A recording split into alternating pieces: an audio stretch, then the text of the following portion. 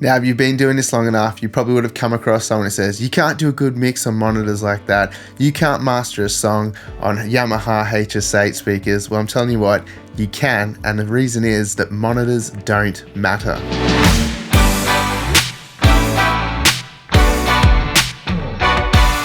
Now, when I say that, what I'm talking about is the speakers that you're listening on don't matter. Having $1,000 speakers, $2,000 speakers, $10,000 speakers, it really doesn't matter if you don't know how those speakers sound. Before we go any further, make sure you hit that like button, subscribe to the channel and turn on notifications so you know when these videos drop.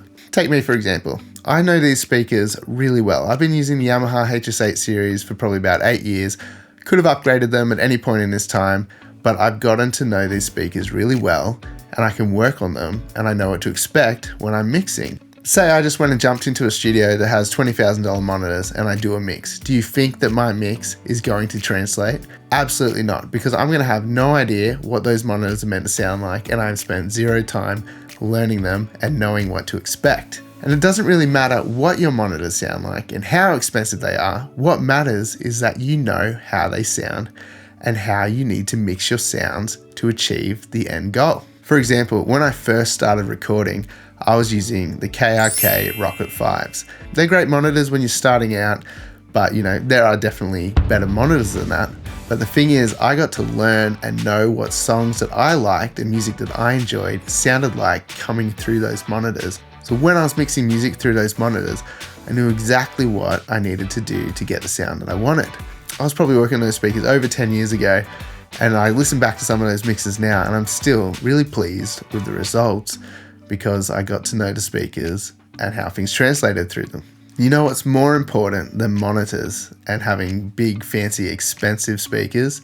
Treating your space, treating your room, putting in acoustic treatment to deal with problems in your mixing space or your mastering space. That is far more important than the speakers that you are working through. So if you're having trouble with your mixes and you're thinking that maybe if I get better monitors it's gonna help, I don't think that that is the answer. I think what you need to do is listen to some music for your monitors, listen to lots of music, all the stuff you like, reference tracks that artists give you, get to know your speakers really well, and then start mixing on them.